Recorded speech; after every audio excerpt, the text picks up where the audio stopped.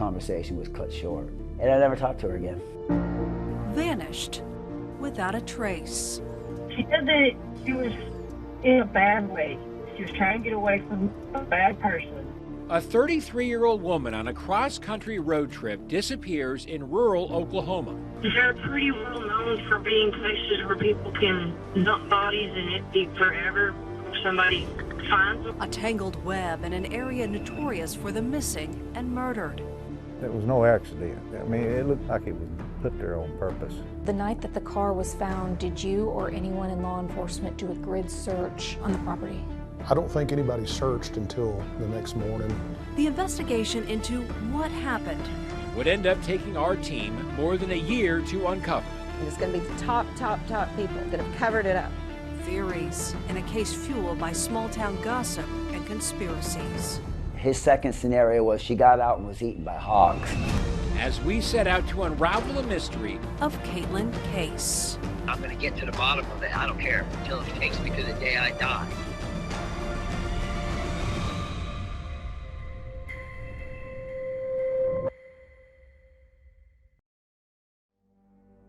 It's a small dot on the map, a swath of tribal land along the Red River, with boggy banks and thickets full of secrets. Our investigative team set out on a search for answers in the disappearance of Caitlyn Case. She had been missing for months, and her case had grown cold.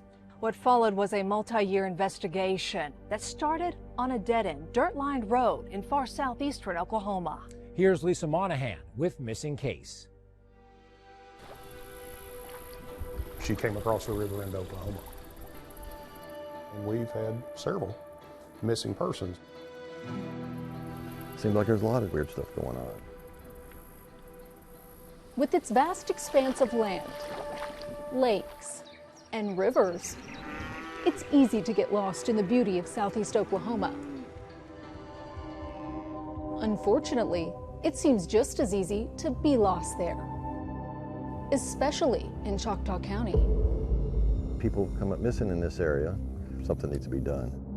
It's hard to say precisely how many have gone missing, especially women being abducted. Since authorities, local and state, provide conflicting information on these cases or refuse to name them missing at all. They're real good at hiding things here. According to national crime records, 8 people have vanished in this sparsely populated county in just 2 years' time.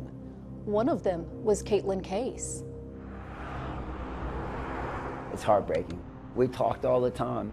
Hey, Pop. It's Katie. Call me back when you get this. On a road trip from her hometown of Houma, Louisiana to Black Hawk, Colorado, Caitlyn went off the grid somewhere on the back roads of Texas. It was August 5th, 2022. We were on the phone. Hey, Pop. The conversation was getting weak. All right, let's go. I couldn't understand what she was saying because of the... Caitlyn's father, Gordon, says the dropped call didn't seem significant at that moment, but... there was nothing ever again. It's rough. You're talking to someone that you love, and you know, and all of a sudden they're gone. Then lost, Gordon says, in the investigation marred by missteps and misconduct, one that reveals a potential crack in the system big enough for more people like Caitlyn to fall through.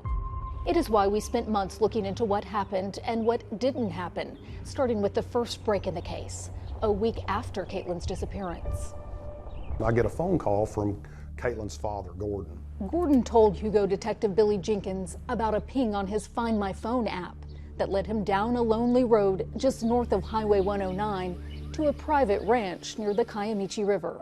They had located the phone, they believed. And he said it's behind this locked gate. Jenkins says he rushed there to help. We drove past the home and into the property proper. We went through the cattle guards, past the barns, and we began to walk the river. An hour into the search, Gordon starts hollering that he's found the car. I found her. I was like, oh, great. There, at the bottom of a rolling hill, cradled between 2 trees and hanging above the riverbank, sat Caitlyn's car. Clearly, it had wrecked, but was it an accident or an intentional, perhaps criminal act? Someone was attempting to throw it in the river to get rid of it. But nothing in the car could confirm Gordon's suspicions of foul play. The car's empty. The car is empty. There's nobody, nothing, no sign of anybody. No blood, no signs of a struggle. There were, however, several of her personal belongings: phones, credit cards, ID, and most concerning, her clothes and shoes, including what she'd been wearing in the hours before her disappearance. At that point, we notified the OSBI that, hey, we found this vehicle. The OSBI took over the case and quickly determined, through surveillance video and cell tower data, that Caitlyn's car ended up in its final resting spot by the river a few hours after her last communication with her father. And I never heard from her ever again. Theories vary as to what happened to Caitlyn, but one popular with investigators is that she walked away from the crash and hitchhiked out of town. My daughter would have never done like that. And she didn't have any shoes. She didn't have any clothes. We found all that in her vehicle. Gordon is also skeptical of another investigator's suggestion that she may have survived the crash, but was then eaten by wild hogs. They wouldn't be able to find a trace of her if she was torn to pieces. That's what he told. He told Caitlyn's mother. Gordon began questioning the competence of the investigators. I was thinking that I had people that were going to actually do something, get involved and handle this and take it serious. But that was far from the case. Any efforts made by the Oklahoma State Bureau of Investigation remain as much a mystery as Caitlyn's disappearance. The OSBI has repeatedly denied our request for even the most general information. From what we've been able to piece together, the handling of the potential crime scene could explain why law enforcement is unwilling to open up about the investigation. Collectively, law enforcement believes she's walked away from the vehicle. There was some sort of crash, so maybe she's even disoriented. Detective Jenkins is the only law enforcement officer so far who's been willing to discuss the initial investigation with us. He's been involved from day one, but was never in charge. Did anyone that evening look in the nearby barn in case she crawled to safety to the barn? I know they did. I'm not sure if they looked that evening or if it was the next day. The night that the car was found, did you or anyone in law enforcement do a grid search for Caitlyn from the car out on the property? By the time we got the vehicle out, it was dark. It wouldn't have been feasible at that point to find anybody or anything, I don't think. I don't think anybody searched until the next morning, to tell you the truth. And law enforcement had nothing to do with that search. It was Gordon out there leading a group of volunteers. They searched the property, and they come up with nothing. Eventually, authorities did search the property, but not until the following week, and say they too found not a trace of evidence.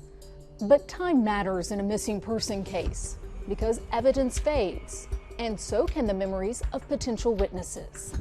The night that this occurred, do you recall seeing anything outside your property on this road before it entered the Harrington property? No, I did not see it. Talking with neighbors last summer, we also asked if their security cameras captured anything unusual the night of the crash. But nearly a year later, there was little chance any video would still exist, unless investigators pulled it immediately after the car was found. I'm going to make this statement because it's going to mean something to you. Not one officer of any kind ever come to my house and ask me anything about what I seen.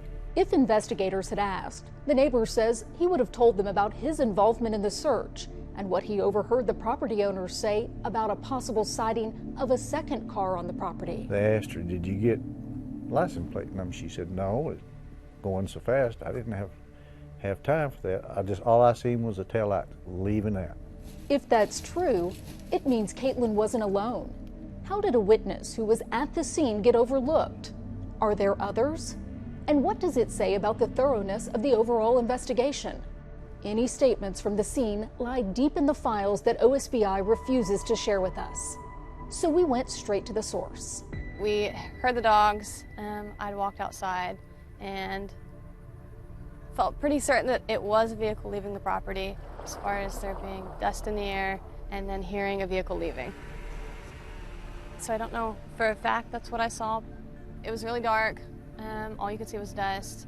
It was probably closer to 11 o'clock at night. Could you tell which way the dust was going? Like, was it leaving the vehicle property? was leaving the property. The owners are reluctant to say much more for fear of retaliation amidst ongoing criticism in this case. I think they're covering it up. The Harringtons are prominent landowners in the county. Gordon and others believe they're using connections with law enforcement to conceal their involvement in Caitlyn's disappearance, an accusation the Harringtons vehemently deny. So far, there's little evidence to support the allegation, and to show they have nothing to hide, they invited us to look around the property, which we did. We found 2 more pieces of the car down there. The fact that we easily found parts of Caitlyn's car underscored nagging concerns about the thoroughness of the OSBI investigation, while our own investigation had us trying to pick up any breadcrumbs of evidence from the route she'd taken. Whenever she saw me coming, she just took off at a high rate of speed, leading to potentially critical new discoveries. As we delve deeper into this mysterious disappearance, the haunting last image of Caitlyn, and the startling connection to her hometown. She said that she was trying to get away from a bad person. Plus, our team talks with a new witness who swears she saw Caitlyn not once, but twice.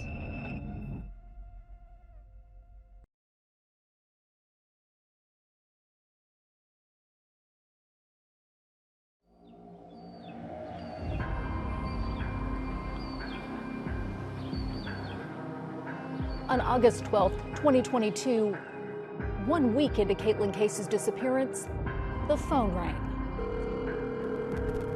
It was just before 7 p.m. at Choctaw County Dispatch. Yes, sir. I need you to take some notes here. Okay.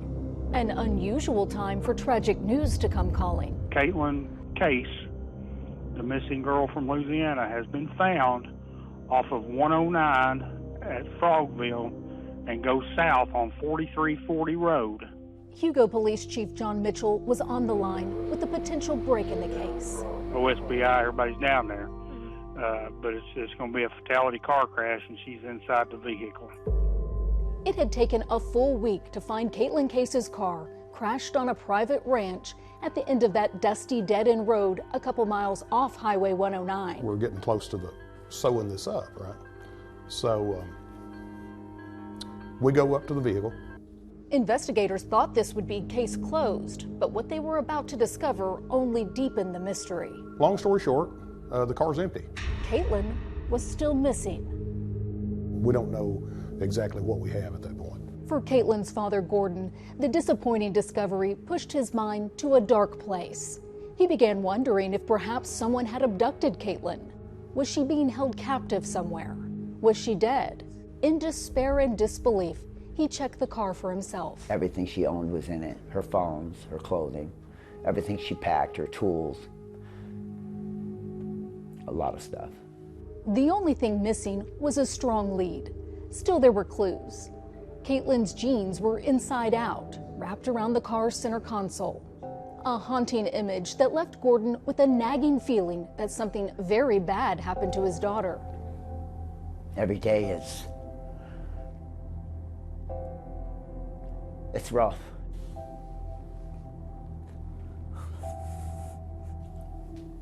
It's okay, take your time. I know it's tough. Someone did this to her. Whoever did it, Gordon says, had plenty of time to cover their tracks because of what he says were investigative failures at every level. The Oklahoma State Bureau of Investigation, Choctaw County Sheriff's Office, and Hugo Police. They never processed this as a crime scene from day one. They never roped it off, taped it off, kept people from going back there. It was day. If they had, he says they might have found footprints or other evidence that could have helped determine what happened to Caitlyn. The processing of the car, he says, was no better. There's no DNA either. But they only swabbed the steering wheel and the shifter. From the looks of it, investigators tore apart the car, determined to find something, but Gordon says they came up empty-handed. There was no fingerprints in the vehicle at all. Other than Caitlyn's. The OSBI lifted 2 viable fingerprints from the rearview mirror, and a partial palm print was located on the front passenger window, but it didn't generate any useful information. Investigators were coming up with their own theories, and word was getting out around town. After the car had been processed and stuff, he said they found drugs and drug paraphernalia. And did they state an amount of drugs? no, he did not. A drug pipe was found wrapped in a blue bandana underneath the car, but forensic testing never determined if it was Caitlyn's. The evidence was non-conclusive, but Gordon insists. There was no drugs in the vehicle. We know that from day one.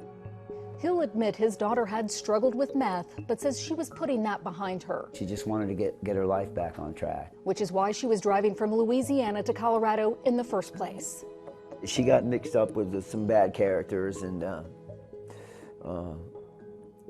was dabbling in things she shouldn't have been. Poor choices in her early 20s and 30s led to several run-ins with the law, DUIs, drug possession, and resisting arrest before she went to rehab and moved to Colorado. Caitlyn was 3 months sober and by all accounts on the right path when she flew back to Louisiana July 31st to buy a car. Her father expected she'd turn right around and drive back to her new life. She was procrastinating. She was hanging out with some of those bad characters, and it made me very mad. Gordon says it took some convincing, but Caitlyn began the journey back to the mountains August 4th, 2022. She made it as far as Gainesville, Texas, before apparently having second thoughts. Surveillance cameras at a roadside gas station captured one of the last images of Caitlyn as she stopped to FaceTime with a friend for more than an hour. One her family says was from her former drug circle. It's not clear what was said, but Caitlyn began backtracking toward Louisiana after that. She said her GPS got hacked, which we know that didn't happen. Caitlyn was lost. By noon, August 5th, Gordon was on the phone trying to help her navigate the back roads, sending screenshots of his atlas with specific instructions. I had circled everywhere she needed to call me when she got to that point. The consistent check-ins were to assure him that Caitlyn remained on track. They spoke in Mount Pleasant, Texas, as she headed toward Bogota, a place Gordon now sees as a turning point, literally and figuratively. The best I can think is that happened is that she encountered somebody that she trusted. Because when Caitlyn left Bogota, she deviated from her intended route. We started digging around to find out who she might have crossed paths with at the local businesses. Before long, we were given a name and found a number for a potential witness. She said she had just left from down there, so I don't know if she meant Louisiana, Shreveport. The woman vividly recalled her encounter with a woman she believes was Caitlyn. She acted like she was really scared. Melanie Cherry was working the register at a store in Bogota when she says Caitlyn came inside needing help. She was in a bad way. She was trying to get away from a bad person. So I asked if I could see out there, is he with you? And she said no. He was not with her, but she was afraid he was following her. Then, seeing her react nervously to the engine of a passing truck, Cherry says she offered Caitlyn a safe place in the store. She said no. She was kind of afraid that he might see her vehicle and come in there. Cherry says Caitlyn then left the store abruptly in a white SUV, not her black Envoy, but returned shortly after with an even more heightened sense of urgency. She said that she had to get away and she needed to get someplace far away. Caitlyn made a second swift departure from the store. By this time, Gordon was concerned. It was after 5 p.m. and Caitlyn should have made it to their next checkpoint.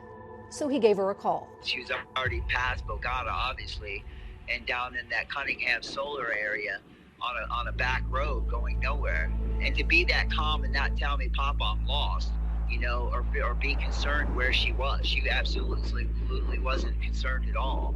He couldn't have known it then, but that call would be their last.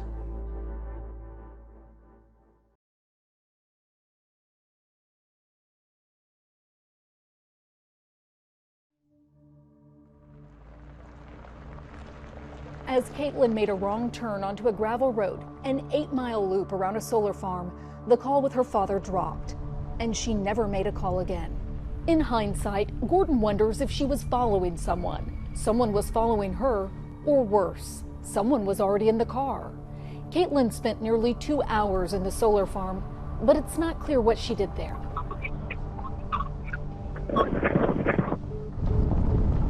We tried to fill in the time gap, starting with the witness who claimed Caitlyn pulled into his driveway just after 6 p.m. on August 5th. Zach Smith wasn't home when we stopped by, so we spoke on the phone. Are y'all sitting out there at my house now? Security cameras notified him of our arrival, but he says they weren't working the night in question. The internet wasn't working at that time. Dogs started barking. By the time I opened the door, she had, I guess, gassed it and hit that embankment right there to get back on the road. Smith went after her. Anyway, I got her to stop. She had her windows rolled down. She seemed kind of scared. He says she looked like she hadn't slept in days, so he asked if she was lost or in need of help. She said she was fine, didn't want me to call anybody. And then she told me that she was working with the guys that were cutting hay. And at that time, I was like, okay, maybe she's got a legit reason to be here. But the statement raises legitimate questions. Caitlyn had never cut hay before and wasn't a part of a hay cutting crew. There were some crews working on the solar farm, but based on our reconstruction of her route, her encounter with Zach Smith took place before she drove around the solar farm, before she would have seen the hay cutters. So why would she have said that? Was she communicating with one of the guys cutting hay? We continued around the solar farm loop just as she did. I couldn't understand why she come to Cunningham to start with. It's just the solar panels, there's lots of workers here. Like so many we've met, he was careful about what he said and asked us to conceal his identity. He says the solar farm has brought on scores of workers, such that the people installing panels outnumber the people who live here. And there's lots and lots of workers here, and I don't know if she knew any of them. It's possible. Kiewit Corporation was the contractor for the solar farm at the time. I don't know what's going on. I don't know nothing about the case. Which a quick search of the internet showed has an office in Caitlyn's hometown of Houma, Louisiana. It's possible she knew someone working in the area. Development keeps up with every landowner, keeps up with every person that they're allowed to do hay cutting.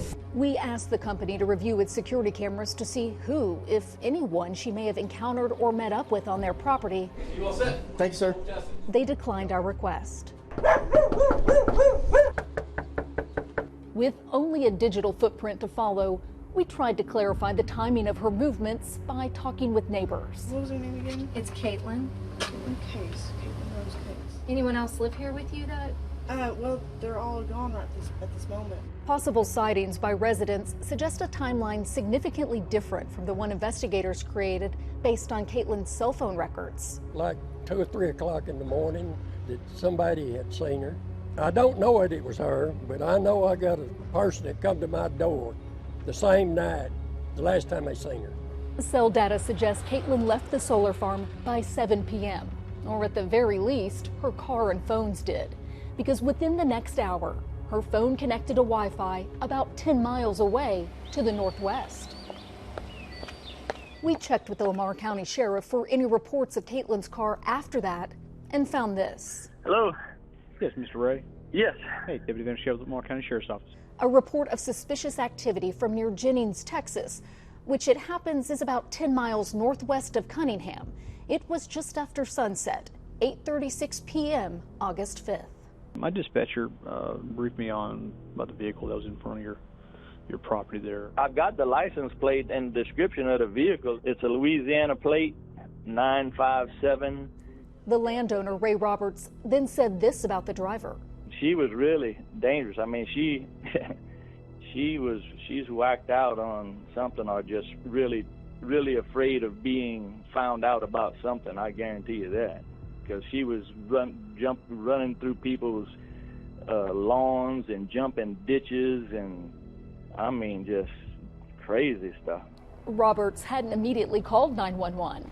He followed the car through Jennings to Paris before turning around. He reported the incident about a half hour after the fact. He said, I couldn't even stay with her because she was driving so fast. Pursuing this lead, Hugo Detective Billy Jenkins followed the information across state lines to interview Roberts. At this point, we think he's the only person that had actually laid eyes on her. And Jenkins learned he'd actually gone a step further. He said, I took my phone out and I took a picture of her, which he had with him. So there's a photo of this young missing lady, and she's alone in the vehicle. The photo isn't clear. But Robert's own recollection of the driver was fairly detailed. When a year later, we asked him about his initial statements to investigators. I told him that I thought it might have been a female, but I couldn't be certain, and possibly tattoos on the arm. Caitlyn did have tattoos, but not on her arms. The dragonfly on her left foot, dragon on her rib cage, and triangle on her back would have been essentially impossible for Roberts to see, raising the question of how he knew about her tattoos, or whether it was someone else behind the wheel. A tenuous lead, but when we followed to Ray Roberts' doorstep. She saw me coming, she just took off at a high rate of speed, like a bat out of hell. And man, just, I mean, we're from Louisiana. That was about it. Oh, really? You're from Louisiana too? Yeah. Wow. Well, and but I don't want to get into all of this. If it was anything more than pure coincidence that Caitlyn, with her Louisiana roots, showed up on the property of another Louisianan at the end of a rural dead-end road in Texas, Roberts didn't give us the chance to ask. it's rolling for safety purposes, yes. Well, no, you're going to have to get rid of that. Okay. What seemed like a dead end would end up leading our team down a completely new road. Still ahead, we uncover a potentially critical oversight. An uninvestigated report leading to a crucial gap in Caitlyn's whereabouts.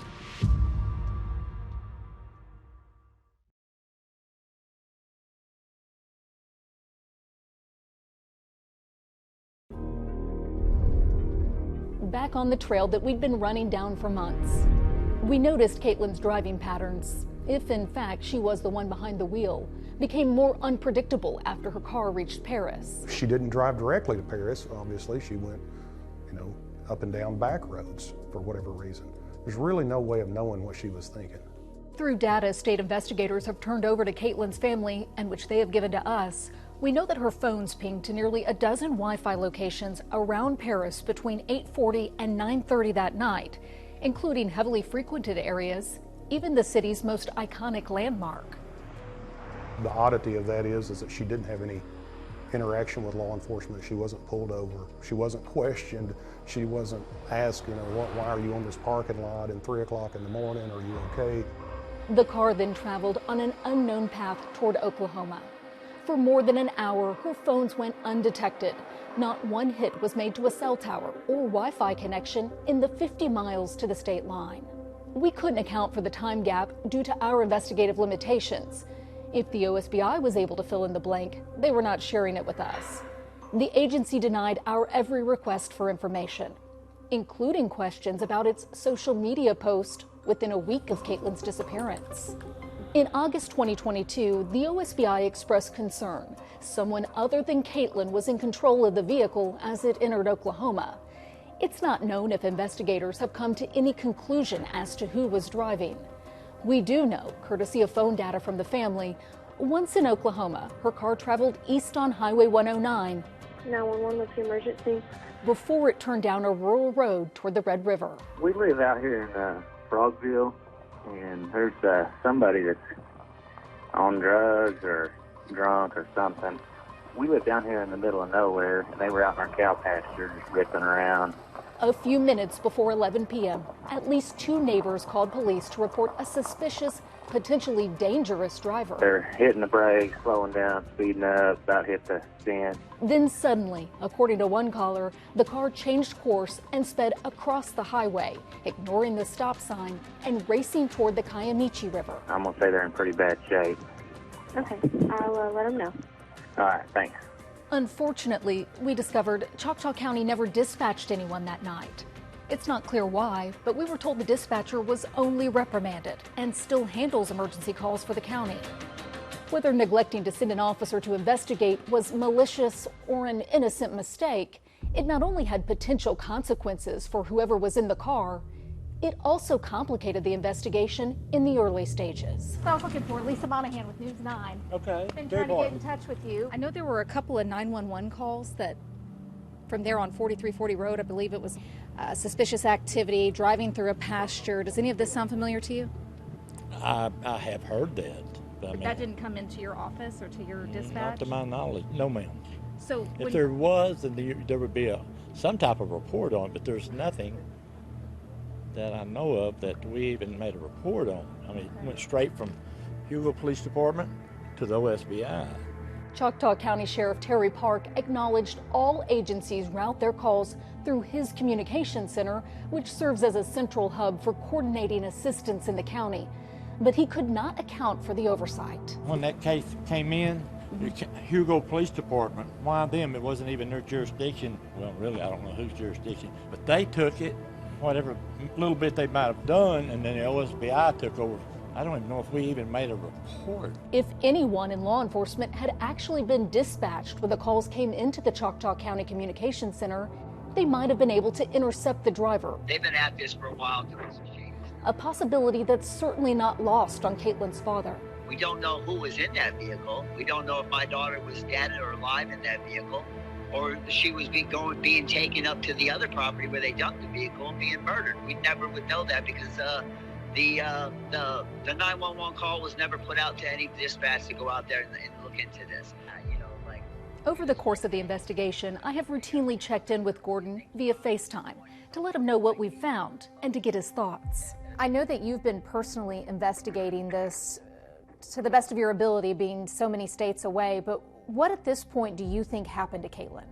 They are totally be responsible because they could have stopped something possibly that could have stopped this from even happening. A critical 44-minute lapse occurred between the witness reporting the car near the Red River and the eventual crash opposite the highway at the Kiamichi River. I believe that they tried to take that vehicle down to the Red River just south of the 109, and they couldn't get access to that river. That is one possible explanation. When looking at digital maps, North 4340 Road appears to run close to the Red River, when in reality it doesn't. A view from above the area reveals the road stops short of the river. Traveling the opposite direction, however, the road runs straight to the Kiamichi. Didn't end up on that property for no reason. They knew exactly where to launch that vehicle, exactly where to go behind that moving away from the property with the hill. If true, who did it and why? Perhaps someone on 4340 Road got a look at the driver. I never seen the car or nothing. My neighbors down here, they said they went out in their pasture. Somebody didn't know who it was. They were driving all around in circles out there in the pasture, hitting in the cow hole. Residents couldn't say for sure and provided no evidence to show Caitlyn was actually in the car that night. But they did provide information pointing to a remarkable chain of errors, incompetence, and oversight. Not only did investigators fail to follow up with known witnesses in the area, no one, according to neighbors, had ever searched the pasture where her car was last seen. So we did what law enforcement hadn't done: scour the pastures for any sign of Caitlyn or any potential evidence that might have been tossed from the car. A turning point in the investigation found at the end of a long and dusty road, and the legal wrangling it took for our team to get there. When Missing Case returns.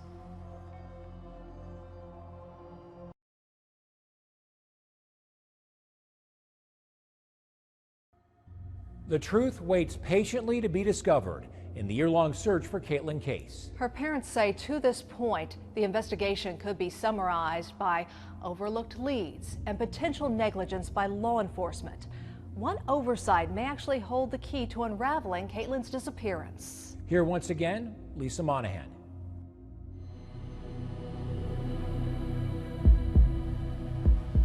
With the year-long mystery still unfolding along the river's edge, critical questions were surfacing. Go find it. Why hadn't anyone searched the pasture where witnesses last reported seeing her car less than an hour before it was abandoned? I never seen nobody in there. No agents. Just because law enforcement hadn't searched the pasture didn't mean we couldn't. To salvage any evidence that was possibly tossed from the car that night or buried there, a year later, we'd need more than an investigative eye. It would take a well-trained nose. We brought in Justice, a canine specially trained to detect clandestine graves. The chemical compounds of human decomposition are so unique that the dog is able to identify that. The thing about odor is odor arises. If a body's buried 6 feet deep and it's decomposed for a long time, that odor will surface to the top. whether it be through water or if there was a dead animal buried on top of a person. The dog is able to tell the different chemical compounds. That's just how sensitive they are. Justice explored the area beyond this well-trodden path to the river, scouring the thick brush and checking along the property line with no luck. But word of our investigation spread, and pretty soon we were following leads in nearly every direction. The first was roughly 15 miles away. It's this dead-end little road right across the border.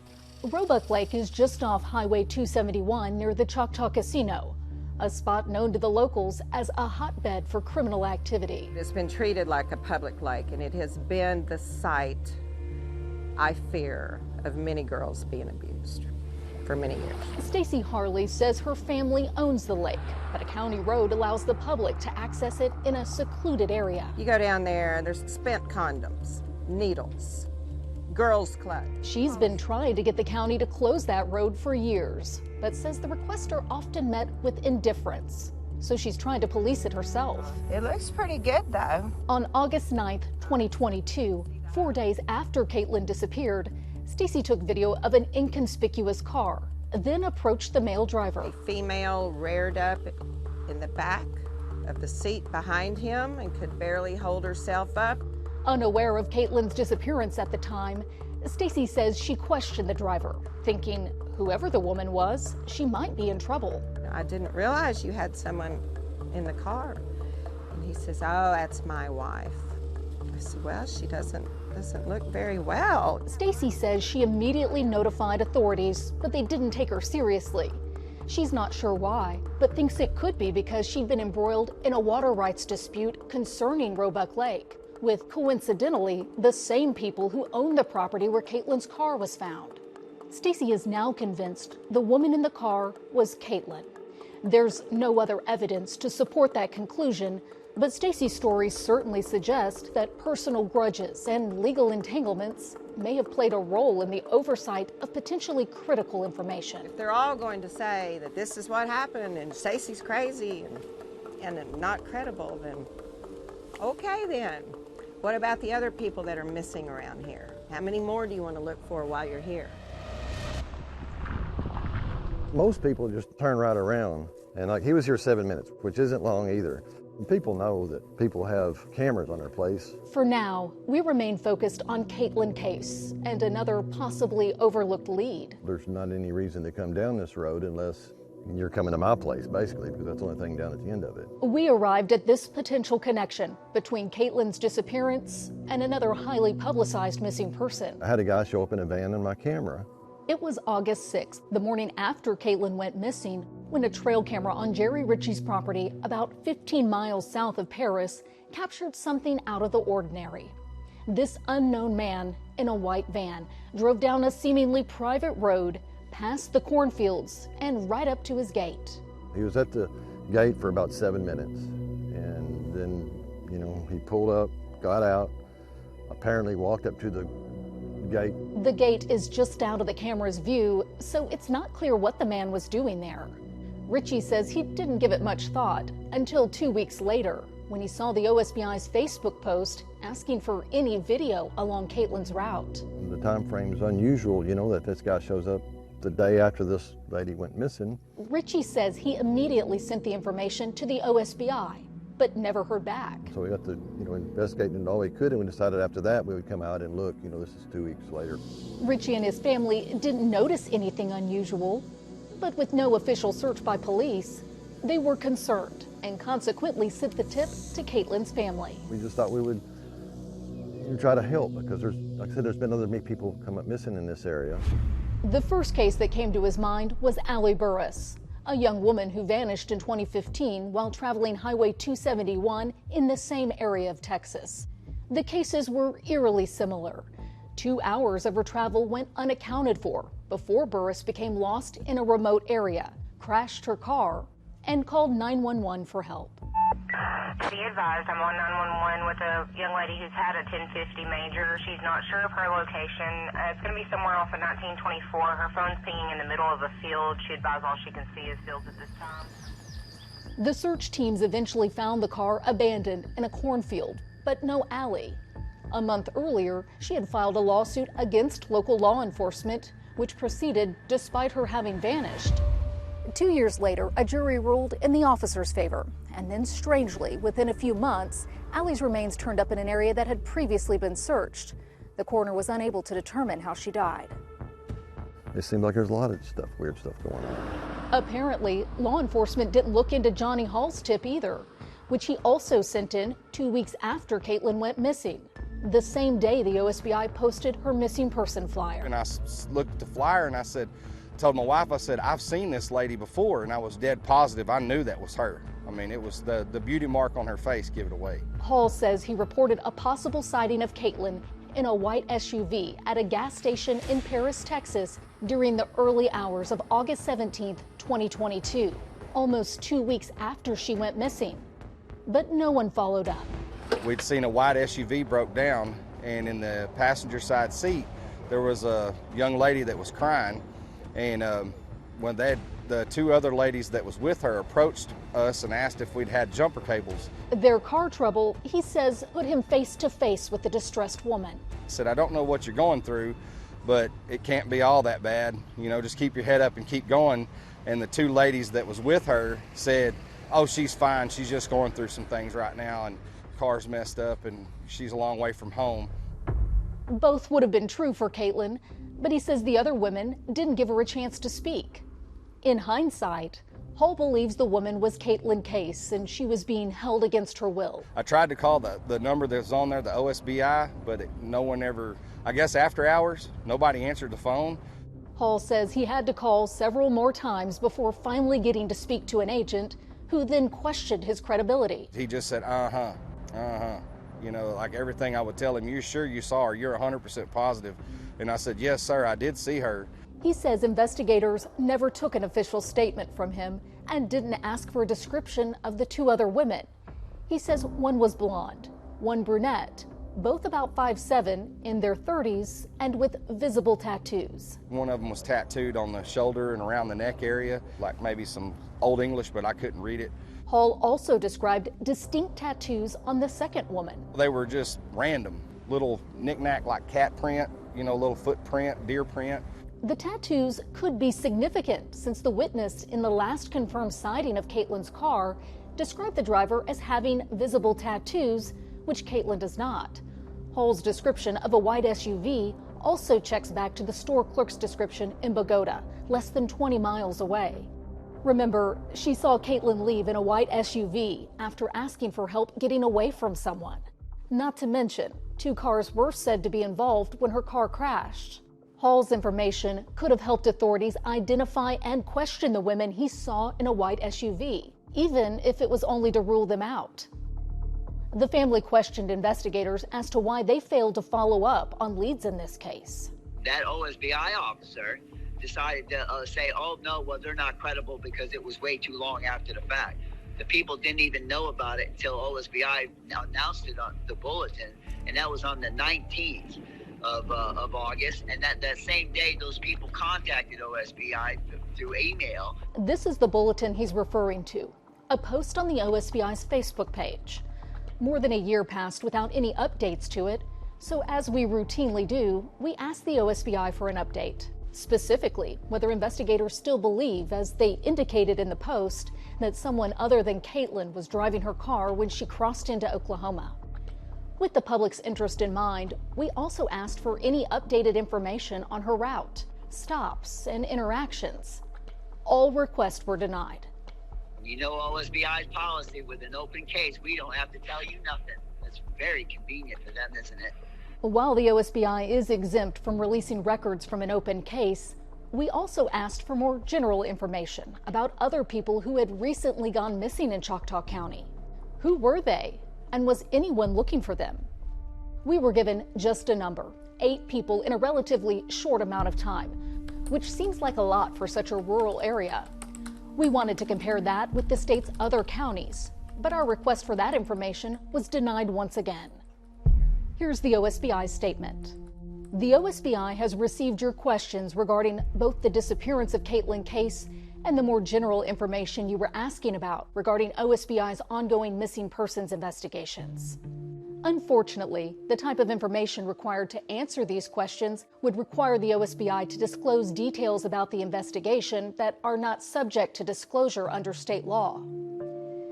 It would seem the public's not allowed to track the missing in Oklahoma, much less track those whose responsibility it is, which calls into question how they're being held accountable. Last summer, we asked the Choctaw County Sheriff's Office for reports on the missing and murdered, specific 911 calls, and related dispatch logs, all things open and available to anyone under state law. Months passed. Follow-up calls, emails, and even texts to the sheriff were never returned. And when we dropped by his office... Are you the lady that wanted something, a report, or...? Yeah, I'm looking for the original information. Go in there and ask her, but I don't think there was a report, period. No reports. Still nothing. And Gordon Case didn't find it funny at all. When is somebody going to put their foot down and say, I've had enough? Right? I mean, enough is enough. And it's not just my child. I'm speaking for every family out there going through what I'm going through. This is not right, and something needs to be done about it. General's office, how may I direct your call? It wasn't until we asked the Oklahoma Attorney General to step in and help that Choctaw County finally complied with the law. The county turned over hundreds of calls and records, a 5-month process that uncovered more problems. You're gonna go south on North 4340. We learned the county's 911 recording system wasn't always working in the days leading up to Caitlyn's last sightings. Missing persons reports didn't consistently state if a case was still open or closed. Dispatcher call logs seemed incomplete, and there was not a single official report detailing local law enforcement's search for Caitlyn or the recovery of her car. I think the problem is that these areas are so rural that law enforcement in those areas think that they can absolutely do whatever they want because nobody is watching them. We received the records one day, revealing errors, and the very next day brought a more startling find. It's a story News 9 broke last night after human remains were discovered near the Kiamichi River in Choctaw County, just a stone's throw from where Caitlyn Case's car was found last August. Was Caitlyn there the whole time? Still ahead, the new twist in the tangled web along the riverbank.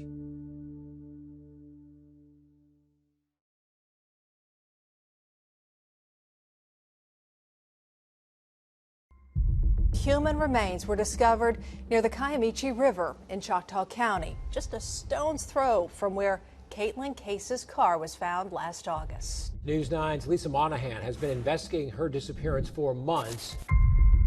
The discovery of human remains in 2023, a potentially major development, happened one day after authorities had been forced to release the case records we had invested months of legal wrangling trying to get. The timing was either an unusual coincidence, or as Caitlyn's father Gordon believes, too unusual to be a coincidence. You know what's very suspicious is that only a day after or so after the pressure's on, now we have a body. Don't you think that's a little bit odd? And all this time gone by, over a year, and all of a sudden now you've got a little bit of heat, and oh wow, look, we've got a body. A rancher riding horseback October 13th on the property just across the river, about a half-mile from where Caitlyn's car was discovered in August 2022, noticed what looked like part of a human skull and called police. In a further search of the area, investigators located more remains, a tattered bra and shorts. I think they thought, number one, if we found it, it would pretty much crush us and we would maybe lay off a little bit. To Gordon, it seemed too calculated and left him questioning the credibility of this sudden revelation. I said from day one that they were going to have to bring her there at some point. They were going to have to find her in that area to make their story come true. Law enforcement had long been pushing the theory that Caitlyn crashed her car and then escaped into the dark depths of the heavily wooded area, leaving behind her shoes, wallet, and phones. But you know what? We're not going to believe that. I don't believe that for 1 minute. If the remains were Caitlyn's and weren't placed there by someone trying to cover up a crime, investigators would have to be able to explain how. After crashing her car, Caitlyn, barefoot, made a difficult descent down the 40-foot embankment, swam across the river, climbed up the other side, and made it several hundred yards before collapsing in a hayfield, just short of a nearby house. That's just nonsense. This never happened. No, they planted her there after the fact. I don't know if it was days after, months after, but either way, it wasn't, she didn't do this on her own. Gordon has no proof of his allegations. The Oklahoma State Medical Examiner was able to prove through dental records that however they got there, the remains were those of his daughter, Caitlyn. One mystery solved, Caitlyn was no longer missing, but another mystery only made deeper. What happened to Caitlyn? How did she die? And had she been in the pasture all along just begging for a proper search?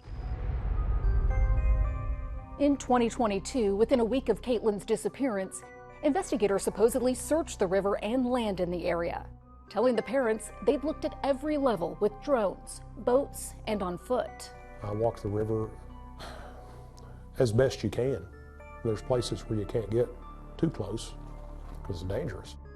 Detective Billy Jenkins' earlier statements about the river search take on new significance since the discovery of Caitlyn on the opposite side, raising questions as to how she could have crossed it after the car accident that night and without leaving any trail behind. No footprints in the sand, no footprints in the mud.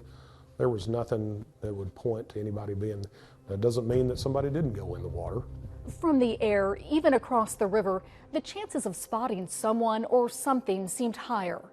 How would the drones have missed Caitlyn if she'd been there all along? One possible explanation, the skull was found on the property line.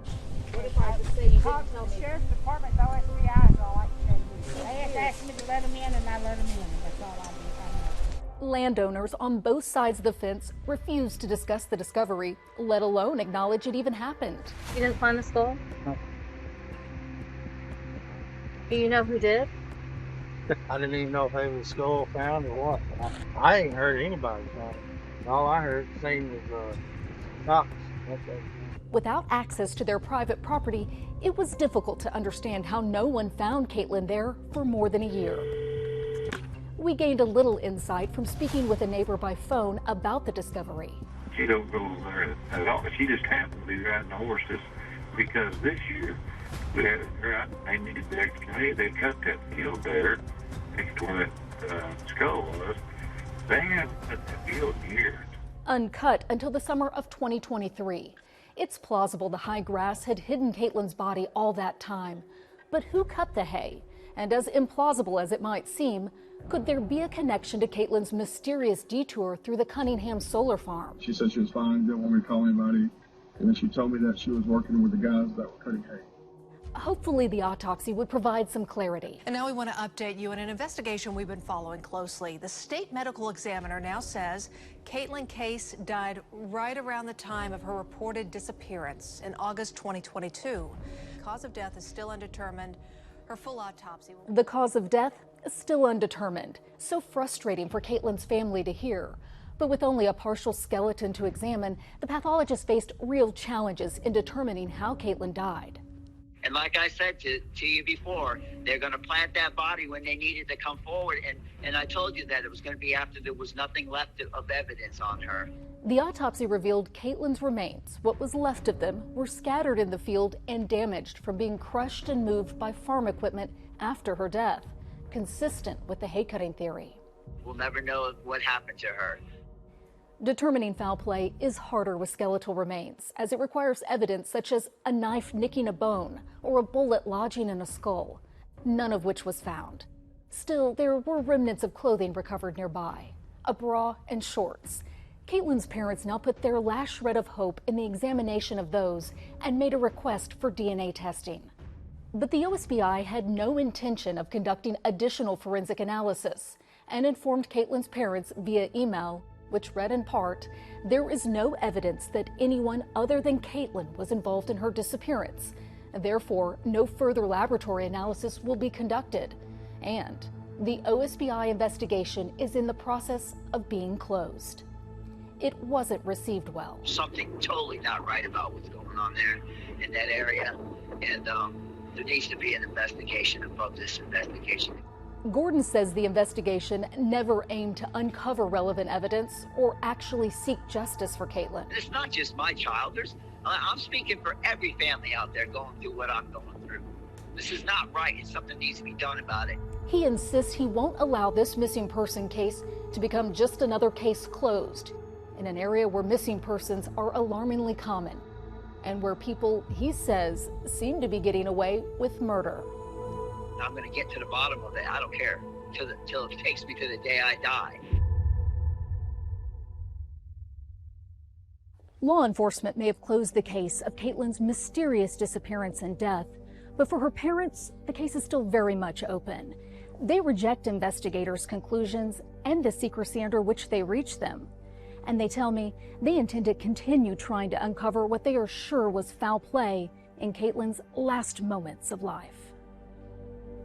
As for our efforts to find the truth, despite being stonewalled and denied access to vital details, the possibility of exposing the full story of Caitlyn's tragic end is still out there, contingent upon the right people coming forward. Karl, Amanda? If you recognize anyone or have any information to help propel this case forward, you can email us at newsdesk@griffin.news. Thanks for watching this special report, and you can join us each weeknight on News 9.